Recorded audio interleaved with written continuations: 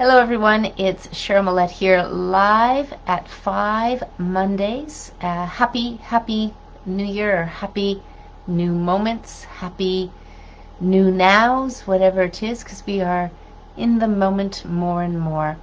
But if you're new to Live at 5, the idea is to talk about something new, to explore the news, the happenings, unpacking information, and then going into some puns or jokes, stuff like that, fun stuff, lighten it up, lighten it up.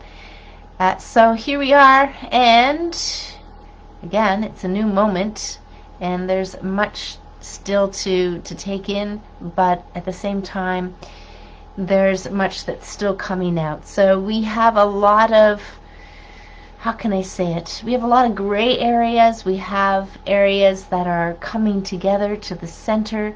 We have people connecting more and more, which is awesome. It's amazing. I myself was just picking up the phone now and reconnecting with people I probably haven't spoken to for a couple of years, but yet we're connected on social media, and I knew them from back when and had met them, seen them presented at their health studios or wherever.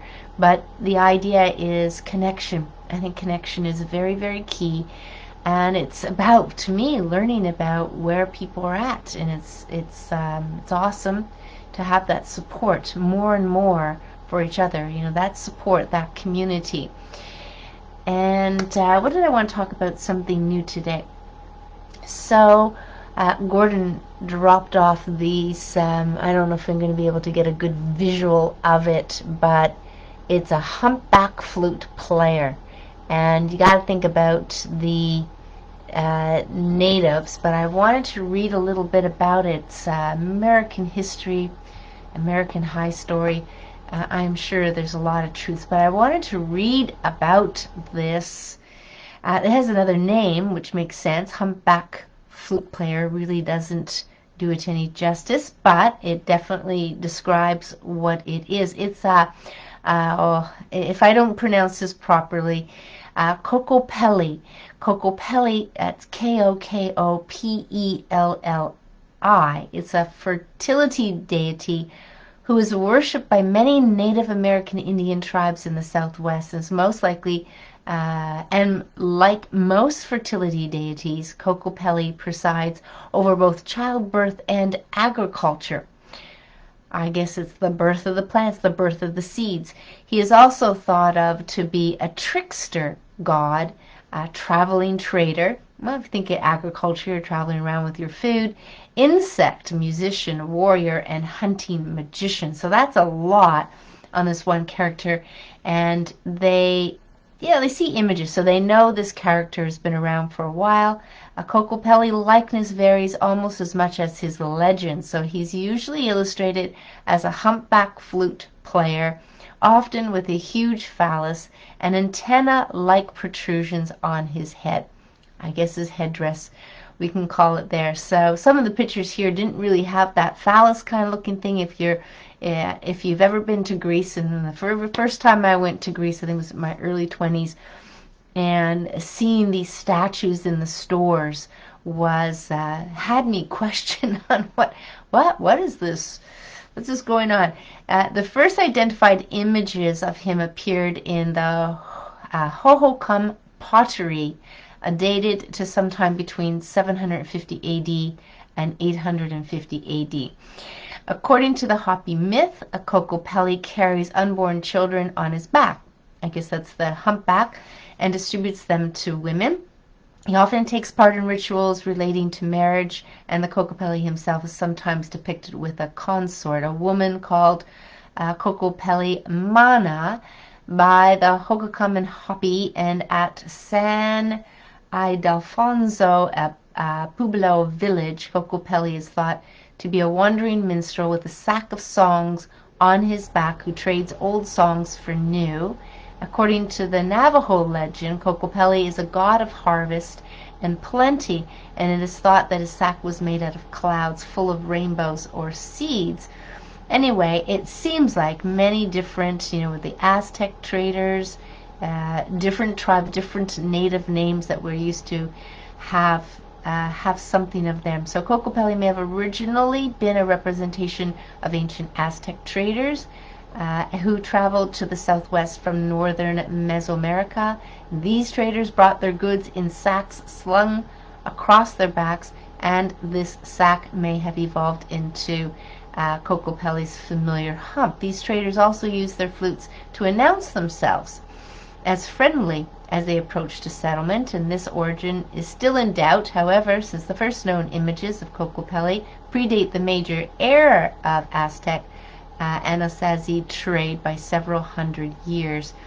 So there's theories. Again, this thing comes up about theories, and there's a little bit more here. I won't read the rest of it, but you can go check it out. I mean, these images, there's something about ancient or old figures, drawings, whatever they are, that are used, and we're attracted to them. Maybe it's a part of us that we don't have a full understanding about, but because they're on pottery, because they've been found, there's something to them, and we can kind of attach ourselves to it. Is no different than Greek mythology, and I remember really attaching myself to that in grade 9 after hearing it and wanting to learn more about it. Had purchased books, had gone to Greece for a few times.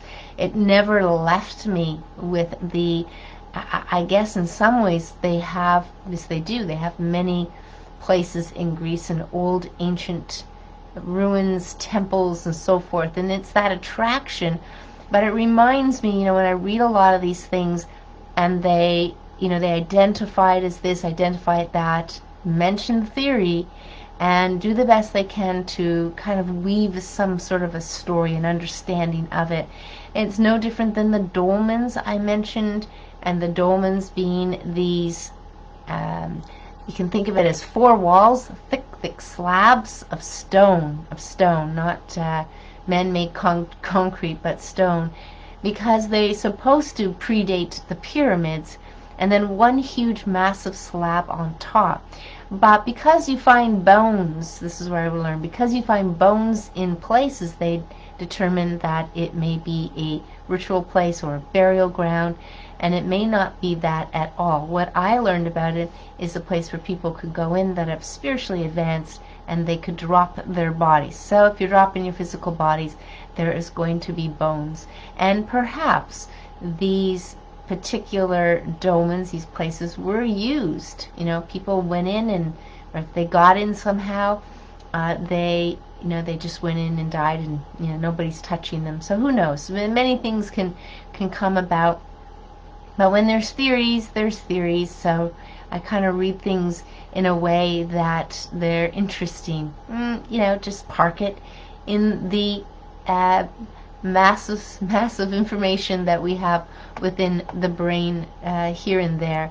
But let's appreciate that we do have these number of things that we have discovered through pottery, painting on walls, and that they exist, but we don't know exactly everything about them. We may know some things, and certain things have been made up or thought of based on other pieces of information that have been thought to exist, so we don't know. But let's get into the news. Latest in the news is that here in Ontario, in Toronto, they have made an announcement, and of course that has to do with the schooling, which will lead me to a particular doctor I want to bring up. But the schooling was first and foremost delayed for a couple of days, to not begin till Wednesday, January the 5th instead of the 3rd.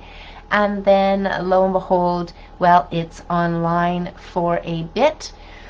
And it's online for a bit. But there's this Dr. Martha Fulford, and she is a infectious disease specialist out of McMaster Children's Hospital, and she was interviewed on CTV News. Just a brief video. I'll put the link. You'll have to watch a couple of ads, but she's 5 minutes only, and she's being interviewed, and some interesting questions, but I don't think she answered them the way they wanted her to answer them. But good questions, And what you can explore with that is something that some of us, and a number of people, have from the very get-go in 2020 have questioned, why did they move numbers from deaths to cases all of a sudden? It was all about the death numbers, and then hear about the cases. Now this is also I'm gonna kind of bring in a scenario. It was a very short video. I'll go and get it and bring it in. But it's a gentleman who got a call from his brother. He was sent home from work, and he had to get a test, and of course came up positive. And in this case, with seeing what information they provided, it came up as a check mark or whatever. I didn't see what this document looked like, as being under coronavirus 229E. So in this particular group, I couldn't find anything. It's all about the search words. But I do have a couple of websites now. So I went and explored it. One was a PubMed from, I think it's 2009. And the idea, let's see, I probably have it under my other thing here. Let's just see if I have it here. But it's under 229. It's a PubMed. And the PubMed is talking about the 229 being a common cold. So I really wanted to, here it is here, I really wanted to read it off to you. So humans, April of 2009. So human coronavirus is 229E and NL63. Close, yet still so far. Now they're comparing these two, and let me read the abstract because that's really all I need to read here. And so all these numbers, I'm just going to stick to NL63, which they talk about, and 229E are two of the 4 human coronaviruses that circulate worldwide. These two viruses are unique in their relationship towards each other. Phylogenetically, the viruses are more closely related to each other than any other human coronavirus, yet they share 65% sequence identity. Moreover, the viruses use different receptors to enter their target cells. NL63 is associated with croup in children. So if you remember croup being like it's a certain cough, it's kind of loudish and sounds really rough, whereas all signs suggest that the virus probably causes the common cold in healthy adults. The 229E is a proven common cold virus in healthy adults, so it is probably that both viruses induce comparable symptoms in adults, even though their mode of infection differs. Now here we present an overview of the current knowledge on both human coronaviruses, focusing on similarities and differences. And there's similar articles here, but the key thing is here is 229E, coronavirus. And this is something I'd like to point out, the different names that are being used. There is common cold, there is coronavirus, there is SARS-CoV-2. There's these different identifications of names, and they're not, it hasn't been a narrowing down of any one term used, which I found very interesting this whole time, of the changes in which name they're going to use for what, whether it's this or the test or identification. There seems to not be one thing they can nail the name down to. So I find that very interesting. But what I would say that is it opens it up to, how can I say it, to identify things as not being what they are, as in SARS-CoV-2 is not coronavirus. A coronavirus, not necessarily SARS-CoV-2. And the 229E as a coronavirus, and it's called HCoV. So human coronavirus, that's what H is, human coronavirus, and 22E, and you have an NL63. So these numbers on the various coronaviruses. And I do want to point out as well, as a remembrance to earlier definitions of viruses, was a pile of mucus, or it wasn't just anything isolated, that over time they're able to isolate it, perhaps all these different aspects due to microscopic inventions in the microscope. but that again certain things are present where they need to be present and they're not quite understood. So the language is important, the words are important, and that is something, with the PubMed that's coming out with this current PCR test and identification. So we need to look for things that change and look for identification that may be identified in different ways that'll help us better understand. But there you go. There you go. But this is back to Dr. Martha Fulford, who was talking about how they're misrepresenting the numbers, and what she kind of was referring to is the cases as being admitted to hospital, and that these cases are either no symptoms at all or mild symptoms. So they're really not admitted into ICU or anything like that. And people, of course, are concerned, rightfully so. They're being tested. They don't even understand 229E as the common cold only, and they take themselves into the hospital. Maybe they have serious cold symptoms, which can be crazy sometimes for a few days, and then they kind of linger, and then they keep just kind of dissipating. So all of a sudden, it's gone, right? Your energy is 100% back, and it's gone. And it's not uncommon for colds to last up to, my memory serves me, 3 weeks to come completely out of it. Some in the past have taken as much as 2 to 3 months kind of getting out of it, taking a very, very long time until they integrate some very healthy lifestyle stuff, and then they kind of see it. But these are the times. We have, the this with the G, the G, and that's making an impact on people's health as well. So we take these things into consideration for sure. So Dr. Martha Fulford, I just wrote some notes here. I put it in my email to the leaders and some witnesses. So I'm still doing the what I call CV emails. It doesn't necessarily have to be on a daily, but I'm going to get back to daily over the holidays. I did them sporadically, but I brought up Martha Fulford, her short interview with the CTV News, and here, this is some of the stuff that she does. A lot of people are testing positive, but that are not sick. And again, being very careful, she cautioned about how this is appearing to people when these are not, they're showing kind of like they're admitted into hospital with a positive PCR test, but they're not admitted into the hospital. And so she says, time to pivot from testing every asymptomatic person. So I heard from one of my walk club members, and he was coming into town. He was in the military, so he's well versed in protocols and different things, and he could see some holes in all of this. He's retired, but the idea was his niece was having a birthday party, and everybody who was to come, asymptomatic or not, I'm sure most people who had a cold stayed home. That's the common sense thing that we've done over the years. You are run down, you're not feeling well, take care of yourself, stay home, best you be there.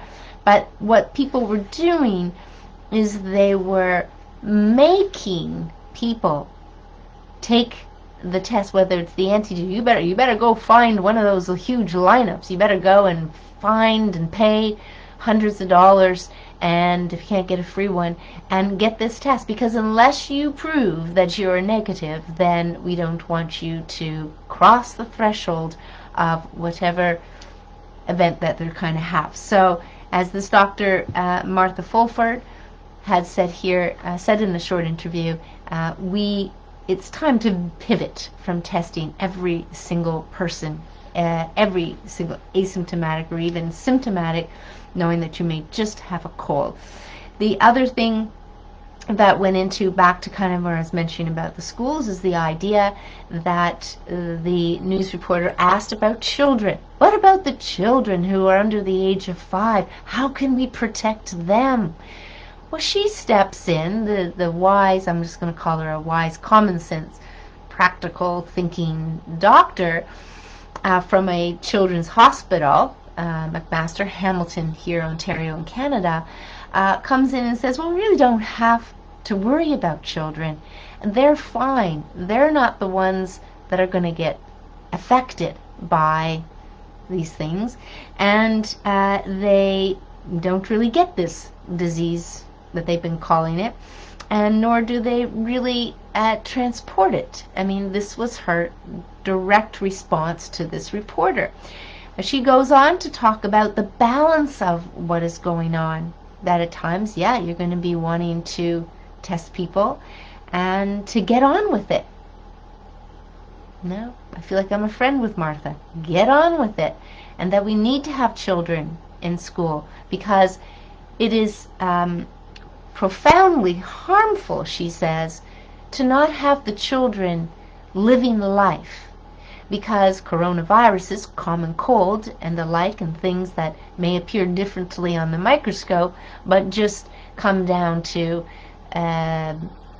all the reasons we can get a cold or a croup or get sick, is probably more harmful to shut things down, more harmful to stop the living of the community getting together and works, for all things across the board, not just our social health, our mental health, but for the economics as well. So a lot that she says in here, Dr. Martha Fulford, makes a lot of sense. So I'll put the link down below.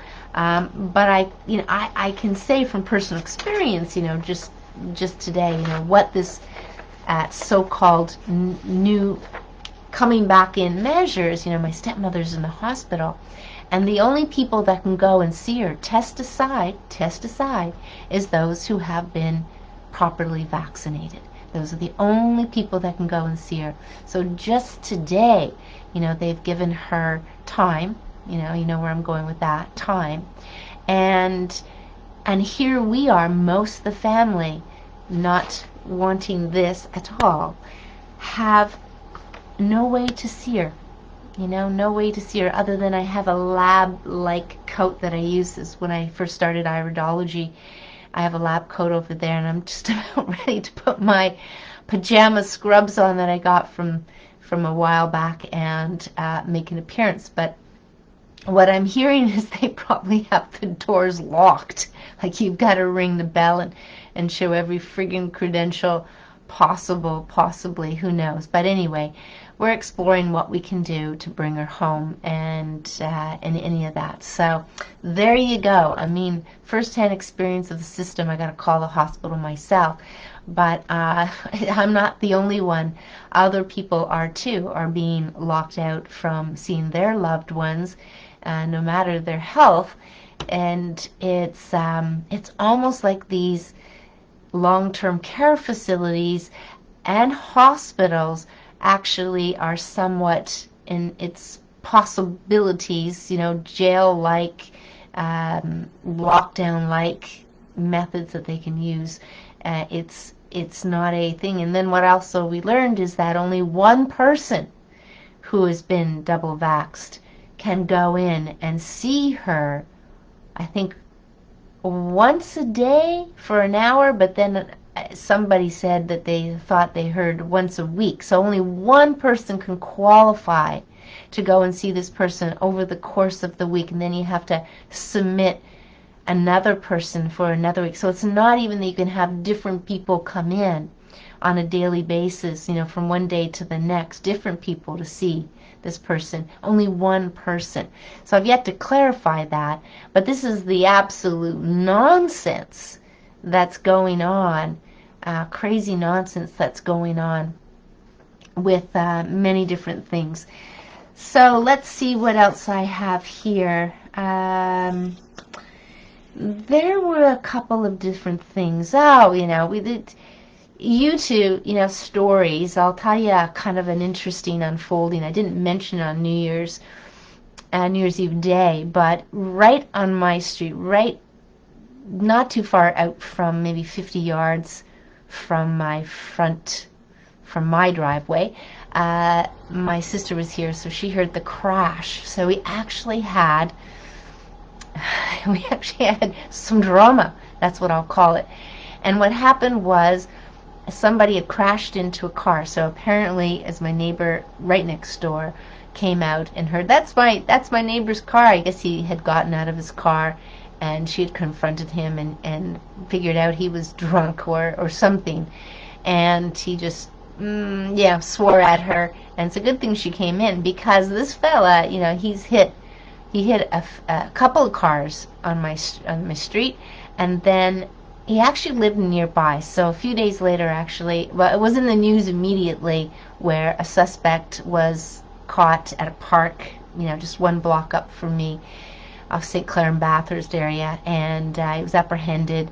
As 35-year-old male, and they even said his name. But when my husband was taking my daughter's dog out, he heard, I guess about 15 minutes later, something like that, he heard a gunshot, and he saw people just freeze just as they were coming to the park. After a few minutes, he decided to turn around and then come back, and then we heard there were apparently several shots, and cops and even a civilian actually helped to apprehend, and that this guy stole a taser from the cop. And but the fella who I'm speaking about, that neighbor that I bumped into with his dog, our dogs were friends, he said he heard, put down the gun. Put down the gun. He thought it was his son's loud TV show, and didn't realize it was for real, where there's somebody yelling, "Drop the gun!" But then he soon learned that, oh no, this is not the TV, and went out on his balcony and could see that the fellow, he recognized him. He was parked in front of his building on the street just one block over, and he was apprehended. So a lot of charges. Fortunately, nobody was hurt. Nobody's hurt from any of the gunshot wounds, but apparently he was apprehended, and he actually smashed into a few other cars in the parking lot of a condo, and lived on a condo in Bathurst and St. Clair. One of them was right on the corner. But needless to say, drama is it's happening. And do we know exactly why? No, other than, and why would he be drunk at 7:30, 7:45 in the morning? For that reason, or whatever. So yet to find out what's all about. But drama's drama, and it happens. So that was. But here's the thing, and then this gets to common sense. That's where I was going to go with this. The very next day, the car that was smashed into was pushed up on the sidewalk. So maybe for evidence they were leaving the car there. It was only the next day. And, or maybe it was Monday, I can't remember. But no, it must have been the next day. So this car is pushed up on the road, on the sidewalk, from the road, maybe a third. And you could see the car was all smashed. I took pictures of it. Maybe I'll post it. You could see side, back, pieces were all falling down, and they were kind of pushed behind the car so they wouldn't be on the road.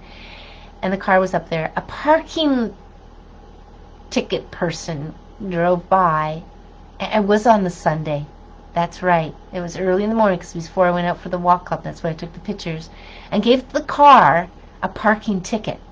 A parking ticket. It's like, I don't know where common sense goes, but this car obviously looks like it was in an accident up on the road. And you would think perhaps that in some database would say, this is evidence, this car has been part of a hit, an accident, hit and run, or whatever. Please don't bother these good people. Don't ticket this car. Or even some sort of a note. I mean, maybe the cops can have some sort of a sticker or note or tag or something they can put on a vehicle.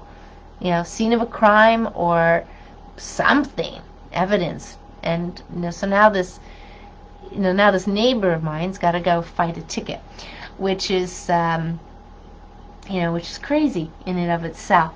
So let me I just said something lighter, just getting to something lighter. So in the food that you get, I mean, you're buying fruits and vegetables, there's quite often seeds, especially with peaches. So I'm just going to talk about my peach story so far so that I can show it to you.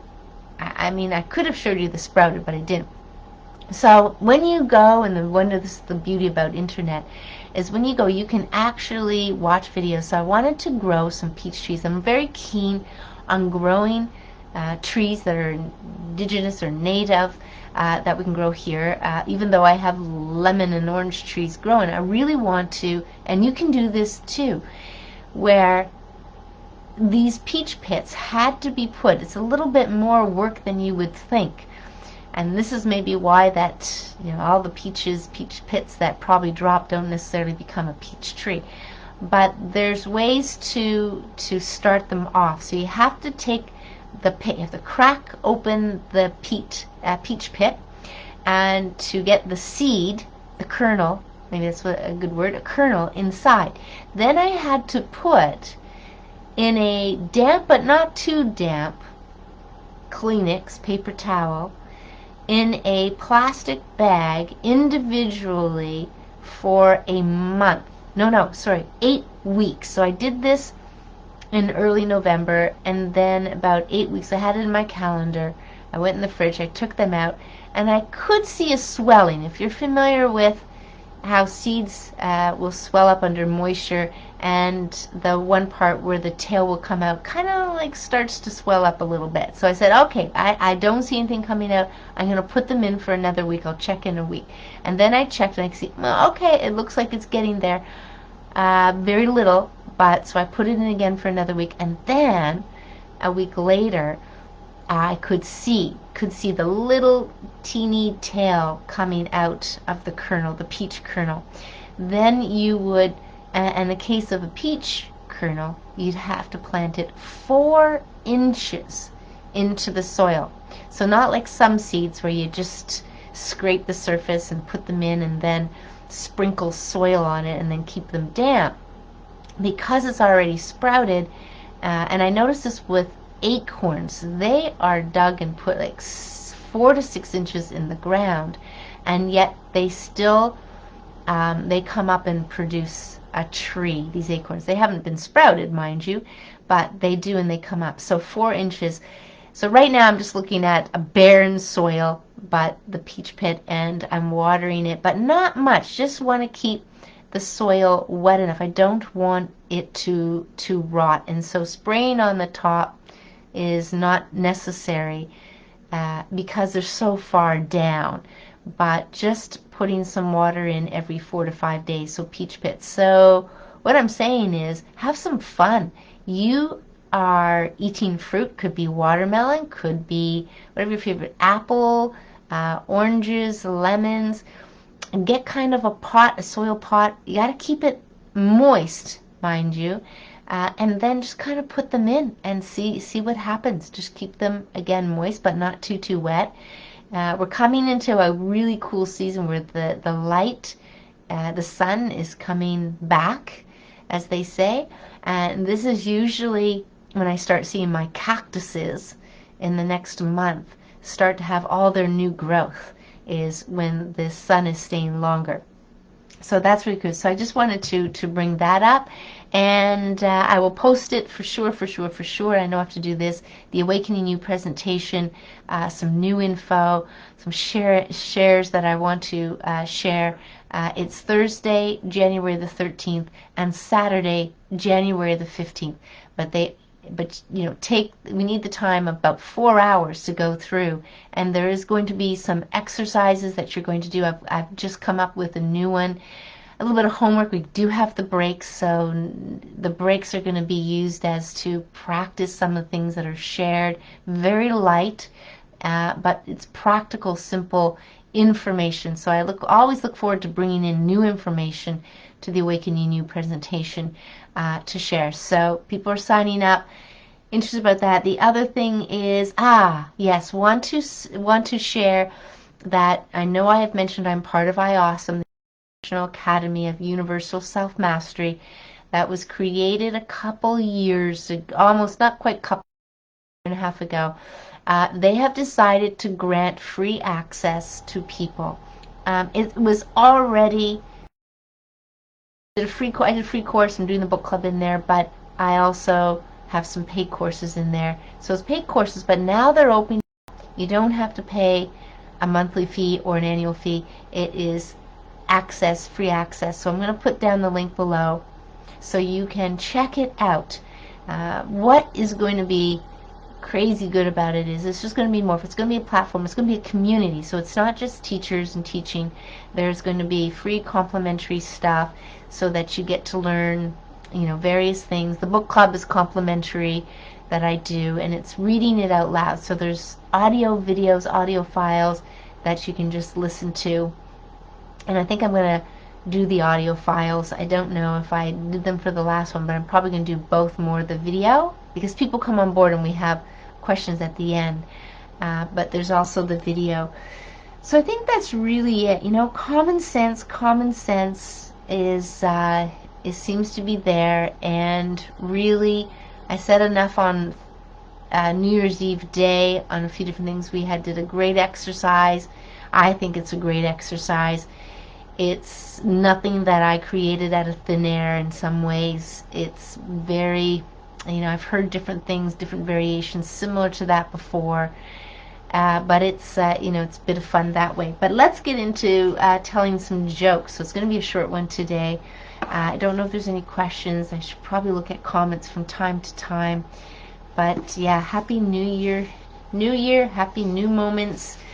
And this one here is called Sharps and Flats. Anyway, this is a very old pun joke book, over 50 years old. And they got the rhyming names. So we got Len and Glenn. And Len says, yesterday I lit a cigarette with a $20 bill.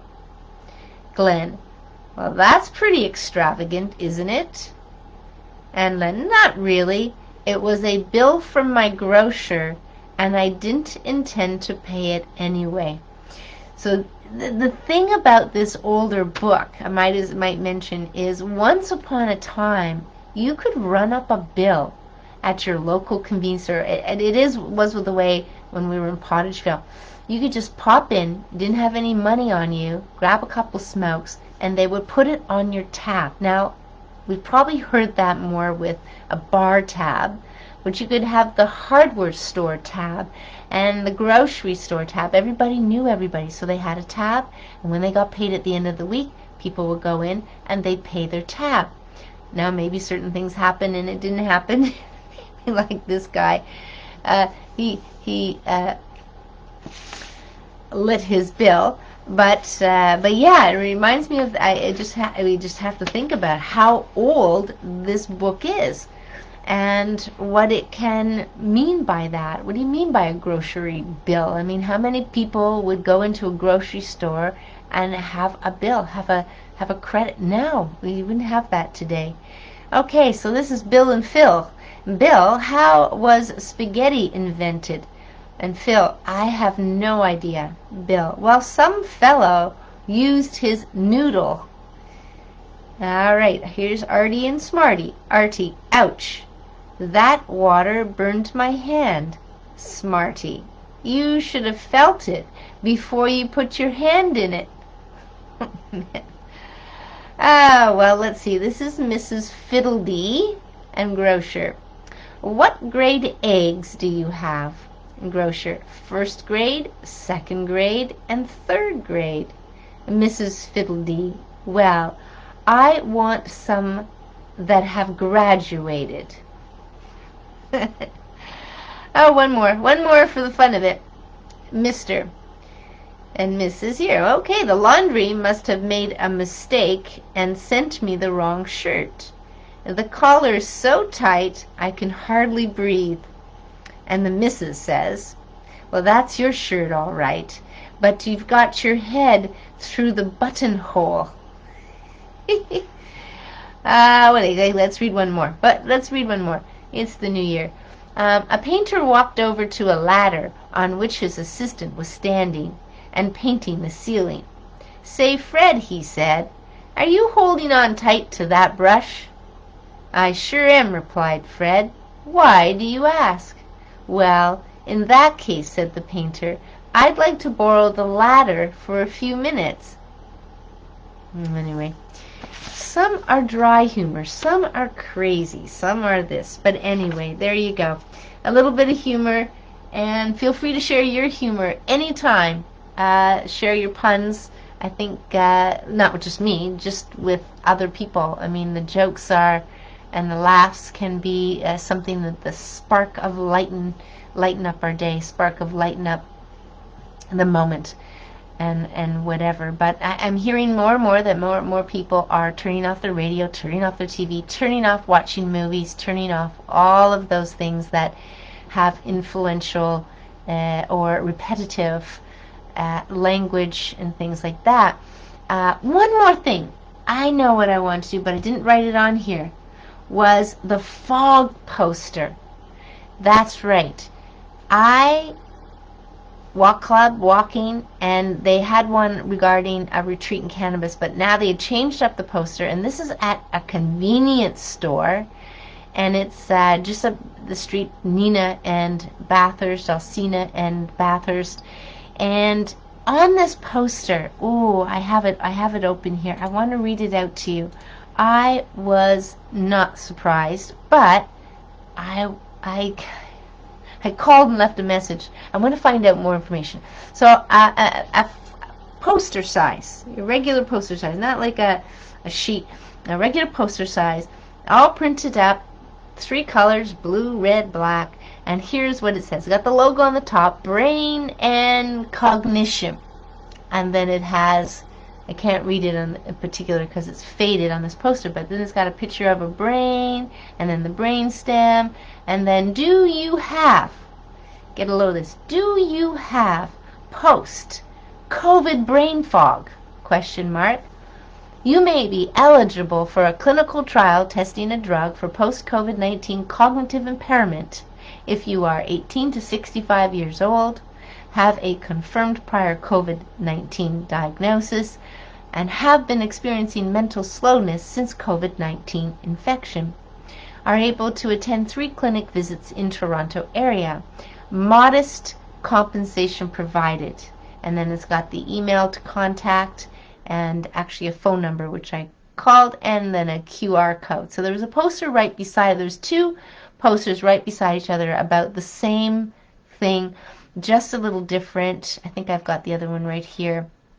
Yeah, and the other poster says, do you have post-COVID brain fog? And then goes through the same thing, but just laid out differently. So it's almost like they have 2 posters, and they decide to post both posters that say the exact same thing, but look differently, different font, different colors. Maybe they're going to ask me which poster I liked best when they call me back. I don't know. Some humor. But brain fog, just for most of you, in the work that I've been doing as a healthcare practitioner, but specifically in tuning into and being exposed to the omega world, or the healthy fats, and knowing that our brain is mostly fats, well, besides space and besides what else? Space, yeah, air, yeah, it's mostly fat and water. But there is this thing that has existed for a very, very long time about brain fog, but brain tiredness. So when you're tired, when you have overused your brain all day, whether it's reading or engaging with people, too many meetings perhaps, back-to-back meetings, like it's a full-on day, your brain gets tired. And if, let's say, you don't hydrate properly and things like that, you might feel like you're foggy. You might, the part of the questionnaire might be, did you forget something today? I'm gonna explore. I got my questions here, but this has been a thing forever and a day. And so this is where I'm going to say the one thing when I started trying the raw mammalian omegas, was I felt like my brain turned on. which then I guess if I could have said I had brain fog but didn't know it, but that was the one thing in 24 hours that I noticed, is this, like, my brain felt like it turned on. So over the years, that was one of the things that would come back as a response when people were hydrating better, taking the raw mammalian omegas. They feel like the fog has lifted. So this has been a thing. So I find it interesting that they're wanting to try, testing a drug for post-COVID-19 cognitive impairment, and that this is a thing. So, in my opinion, because of 5 and G, that, and masks, so let's not forget about that, for all the length of time that people are wearing that and having less oxygen and getting used to that, that they may also feel like they have certain things like that as well. It wouldn't be too complicated, in my opinion, to actually improve the healthy habits of a person, and then it definitely improve. Definitely improve. So it would be interesting to understand, well, what is this drug trying to do? And, once upon a time, I don't know if they still have it, they had an omega drug. They had an omega drug on the market. They also had a prescription for vitamin D at 10,000 international units. But because the medical database showed that it was toxic over a certain amount, quite often the doctors didn't recommend the drug for that. But yeah, there's been drugs for that to help with people on the omega side and the vitamin D side. So anyway, I just thought I put that in the email, the CV emails that I've been sending out to the leaders, and so I wanted to bring that up, this whole fog thing and this whole poster thing, and see if you observe any strange posters in your area, and in this case, convenience store, have it up here. Obviously, they're probably getting money. I've been wanting to go in and ask them, do they get money? Is there some sort of a, they also have the computer screen behind them.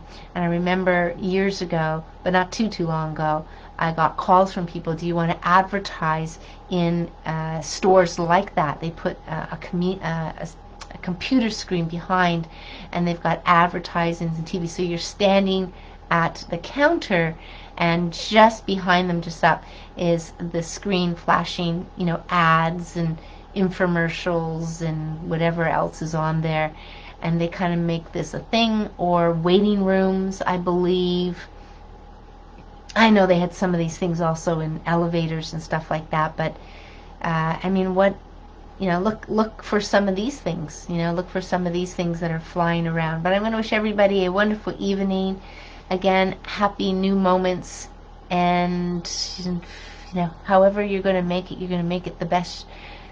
Make it the best year ever, as some will say, right? The best day ever, the best moment ever, whatever that means. But don't be too hard on yourself, in the sense of you got to do this and you got to do that, the timing of it all that kind of crazy stuff. But I'll put the links below. I'm going to do it right now before I go in and prepare for dinner, so then that way you can have them and they'll be there. And as usual, I do upload them on YouTube and Rumble as well. It's probably easier to access some past ones. You'll see from the titles of what they're about. But anyway, not to go on and on. So take care. Blessings and much compassion for a fellow man. And take care. And we'll see you next Monday live at 5. Bye for now.